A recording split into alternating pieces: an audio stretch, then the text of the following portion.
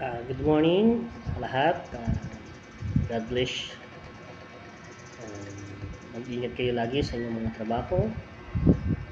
Bago tayo lumabas ng ating tahanan, tayo manalangin. Pasalamat sa Diyos. Tayo buhay pa. Maayos. Makakapagtrabaho. Huwag natin kakalimutan ng pasalamat sa Diyos. Sa araw-araw nating buhay. Araw-araw nating katrabaho. Para tayo i-guide, para tayo ligtas sa mga kapahamakan. Ang mundong ito ay pansamantala lang tayo dito. Hindi tayo tumanatili dito sa lupa. Magkakaroon ng bagong lupa, magkakaroon ng bagong langit. Habang tayo nabubuhay ay karoon na tayo ng